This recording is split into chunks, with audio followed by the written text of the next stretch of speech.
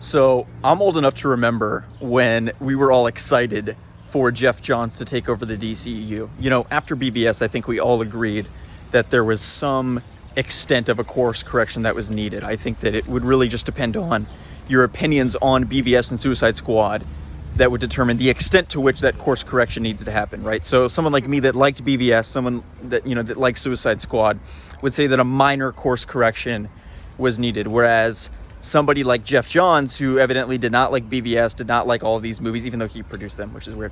But someone like that would say that there is a gigantic course correction that was needed. The movies were terrible, and we need to totally basically make these look like Marvel movies. And that's pretty much what he did when he took over the DCU. I mean, we have Joss Whedon comes in, he makes Justice League into a Marvel movie, and it was just abysmal. I mean, it was so bad. And the thing is that it was worse than a Marvel movie, because at least with Marvel, you know what you're getting. It's a tried and true product that can be replicated. And that he replicated that in the DCU, this existing universe, with Zack Snyder's Batman, Zack Snyder's Superman, converted it into a Marvel movie. It did not work at all, and it was a complete disaster. Bombed at the box office, and now Ray Fisher, the actor of Cyborg, is coming forward and saying that he was horribly mistreated, he was abused, and the entire staff, crew, cast, whatever, was horribly treated by this dude on the set. Now, here's one thing you've got to understand, is that this does not surprise me at all. I had met someone who worked on The Flash, and she had told me that the showrunner there at CW over all the DC shows, I forget his name, I always forget it, I don't even care, but he, is the showrunner and the creator, executive producer of all of the DC CW shows. And she had revealed to me that this dude was a gigantic dick. Like, whatever you think a dick is, of just the douchiest person you could ever imagine, multiply that times 1 million. And when is this fire truck going to pass? It's been in the same spot for like a minute. Multiply that by 1 million. And that's what this guy was at the CW. And it's really a shame that that's the case, because those are the type of people that, for whatever reason, around here, they ascend to the top. And I think that people try to make it seem as though I think it's like sexism or something. I don't think that it's that. I just think that these very type A, sociopathic, frankly, personalities, people that can lie and trick you into thinking that they're your friends, and then they stab you in the back. I was talking to another person at the bar last week. That's the other thing I hate about being here, is everyone here tells you about their career, and I don't give a shit. But there, it was kind of interesting. She was telling me about how, like, she had trained this person on set to be her assistant, and then that guy basically, like, took her job, a couple months later, and took her promotion that she was slotted to get, because he, like, went to HR and, like, said shit about her. So that stuff is all very common here. I mean, these people are fucked up. There's no other way to say it. Now, how does this relate to the situation here? Well, that's exactly how Joss Whedon is. I mean, it's typical shit. It's typical, like, Hollywood executives. They seem all nice and kind and kind of like, especially the guys, they seem kind of like feminine and beta and like very approachable. And then you get to know them, and they are cold-hearted killers. I mean, they are just insane. So my point of this is, Ray Fisher probably is 100% right. He probably did mistreat people. He yells at people. He probably, is a creep. I mean, all of these guys also are creeps. And if you look in the response to the tweet from Ray Fisher, it's a bunch of people who are like, because he mentions Geoff Johns, and it's a bunch of people that are like, yeah, Geoff Johns was a total creep. He would DM me all the time and like try to hook up with me and this and that. Of course, these are all, there's no screenshots, so I can't like prove it, and I don't know. Of course, the guy's married, and evidently one of the girls was like underage that he was allegedly flirting with, so I'm not making any accusations. But the point is, when I hear things like that, just from the short time I've lived here now, exactly today is actually a year that I've lived here, one of the things I've learned is that all of this shit that you hear really is true. And I don't even work in Hollywood, but it really is just unbelievable, the shit that goes on here. And it's, these guys, they get in positions of power, and everyone wants to get to know them and use their connections, because everyone is so focused on getting famous, blowing up. It's all about the clout, right? And when you meet someone like Joss Whedon, you can get in that position if you play your cards right and suck up to him, maybe literally, then you can, move forward, get jobs, that type of shit. So is Ray Fisher right that Joss Whedon's an asshole? Yeah, we didn't need him to make this tweet to know that. Can't you already tell? I mean, just look at the guy.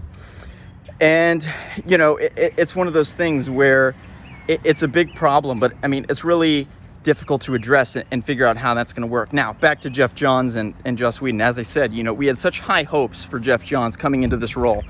It's also weird because, he was the producer on, if you remember, Green Lantern, which was just an awful movie. And he's proven that he is pretty much incapable of being in this Kevin Feige type of role. I mean, for whatever, he just doesn't have what it takes. I don't know why. I don't know if he's just not smart enough or what the issue is, but he's a great comic book writer. He's an iconic writer. And then you get him into the movie scene and he just totally shits the bed. Typically, you would think that if someone's a good writer, like take Paul Dini, for instance. He's the writer of Batman, the animated series. He's the writer of Batman Arkham Asylum. He's the writer of Batman Arkham City. And his writing skills as a comic book writer and as a show writer have carried over across platforms. As I said, I think he really gained notoriety in Batman, the animated series, and he's written some incredible comics. He's written some incredible video games, and that is amazing. And that's really what you anticipate with someone who is a skilled writer, is that they can go to different platforms, whether that be film, TV, animation, whatever, and they can tell a good story because they've proven they know how to tell a good story. I think some mediums are more difficult for people, and I think, someone like Chris Nolan, let's say, I don't know if we could really imagine him writing a comic book. I think if he did, it would be good, but it's just not his medium. And I think for Geoff Johns, for whatever reason, movies is not his thing. He's not good at them. So he should just step aside, and evidently he was chuckling at the idea of a Snyder cut.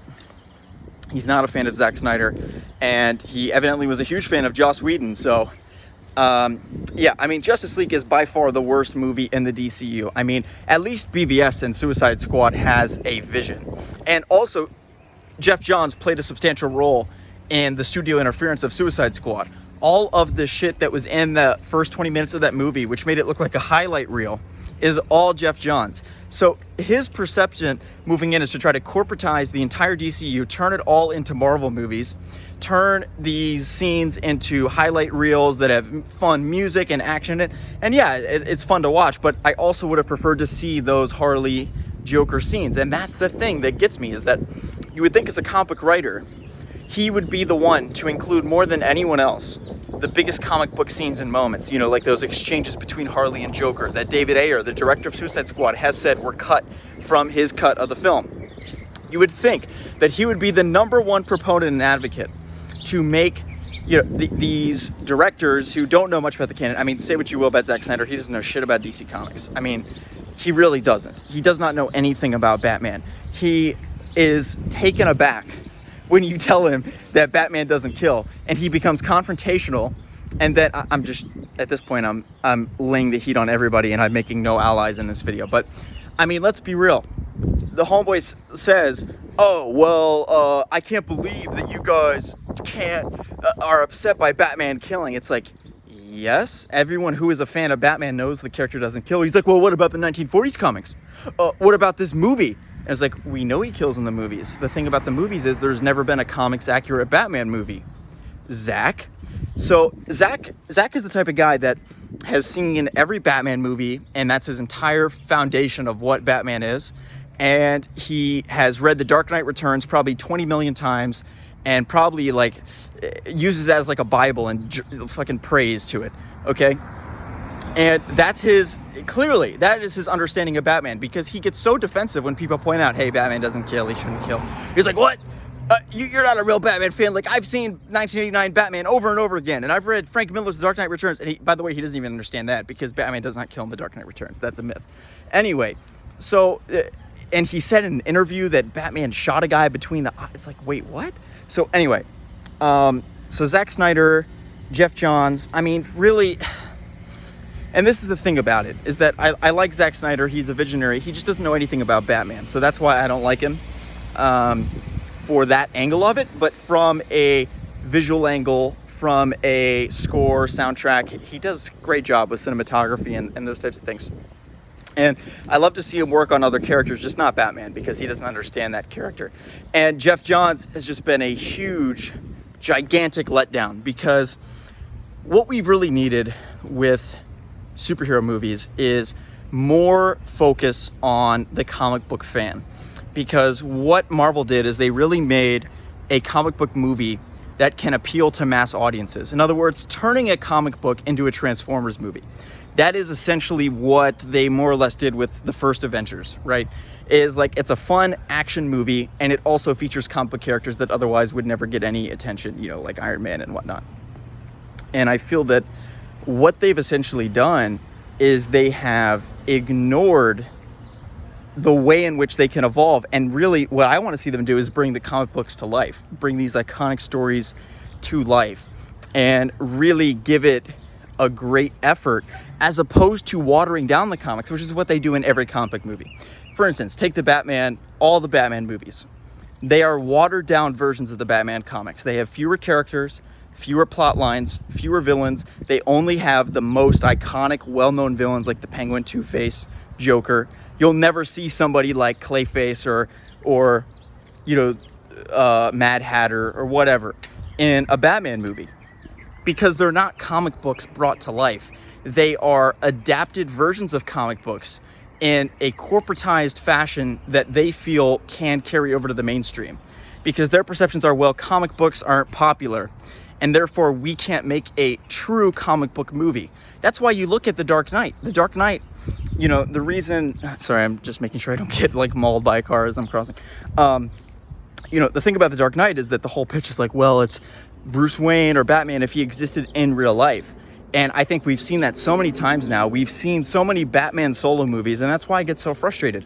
Why is the Robert Pattinson Batman trilogy not a Bat family trilogy? We've already seen Batman Year One and a Batman origin story a million times in 1989. We saw it in 2005. We saw it back in the 60s.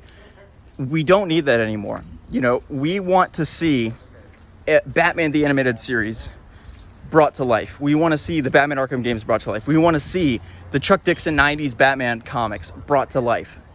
Those three things, the 90s, Batman comics, 90s animated series, early 2000s Arkham, that is bread and butter for at least my generation. Now, if you ask someone else, like one of my friends, Jacob, who is also a commentator and, influencer and all that, he would say, he might be more into some of the 70s and 80s comics just because he's a little older than me. But on the whole, I think that is something that I think that can be adapted into a new appeal for all of us. So I'll leave it at that.